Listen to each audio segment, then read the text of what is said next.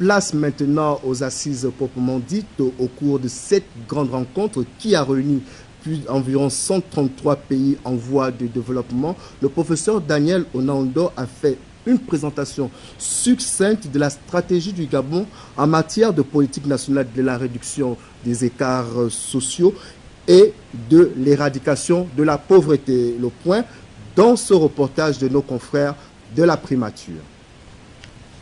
La rencontre de Santa Cruz, qui a pour principal objectif de mettre sur pied un nouvel ordre mondial, marque le 50e anniversaire de la création de cette organisation qui pense qu'il est primordial pour les pays du Sud de maîtriser leurs ressources naturelles et de vivre en harmonie avec la planète. Pour une vie meilleure, c'est le thème sur lequel les 110 pays participant aux assises de Santa Cruz en Bolivie se sont penchés. Les travaux présidés par le secrétaire général de l'ONU, son Excellence Ban Ki-moon, relèvent d'un enjeu. Le destin des milieux de pauvres et l'état de la planète dépendent du succès de notre travail, a-t-il relevé en ouvrant les travaux, avant de passer la parole au président bolivien Evo Morales, hôte de la rencontre, mais surtout président actuel de l'organisation, qui ne manquera pas de rappeler que l'Asie, l'Afrique et l'Amérique latine, qui composent le G77, représentent 77% de la population mondiale, mais aussi 43% de l'économie mondiale.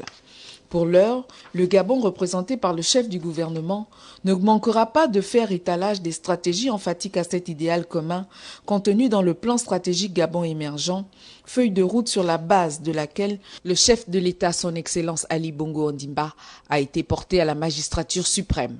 Je suis extrêmement honoré de prendre la parole devant vous aujourd'hui au nom du président de la République gabonaise, son Excellence M. Ali Bongo Ondimba, à l'occasion de ce sommet extraordinaire des chefs d'État et de gouvernement du G77 plus la Chine, placé sous le thème « Un nouvel ordre économique pour le bien-être ». Je voudrais d'abord remercier le président Evo Morales pour les dispositions logistiques qui ont été prises en vue de rendre agréable notre séjour en terre bolivienne. C'est l'occasion pour moi de saluer les efforts entrepris par le groupe depuis 50 ans. Ces efforts inlassables nous ont notamment permis de faire adopter en 1974 la déclaration 3201 de l'Assemblée générale des Nations unies sur le nouvel ordre économique mondial. Tout en nous satisfaisant de ces avancées majeures, nous devons poursuivre nos efforts pour relever les défis de l'heure. Je pense notamment aux changements climatiques qui sont un véritable enjeu pour le développement de nos économies, à la préservation de la paix et de la sécurité internationale, à la lutte contre la piraterie maritime et aux nombreux autres défis émergents qui menacent le développement des pays du Sud. Le Gabon croit à un système économique mondial fondé sur l'interdépendance et le respect de la souveraineté des États. C'est dans cet esprit que nous pensons qu'il ne devrait plus y avoir d'un côté ceux qui dictent les règles et de l'autre côté ceux qui les consomment.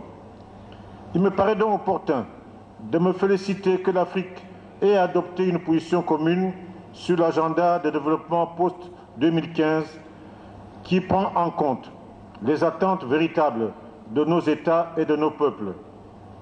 Le gouvernement gabonais reste fermement convaincu que la coopération Sud-Sud est tout à fait capable d'impulser une dynamique de développement profitable à tous, dans un esprit de partenariat fondé sur le partage d'expériences et de transfert des technologies. C'est pourquoi le président de la République, chef de l'État, son Excellence Ali Bongo Ondimba, dès son accession au pouvoir en 2009, a mis en place une politique de développement basée sur la transformation locale des ressources naturelles.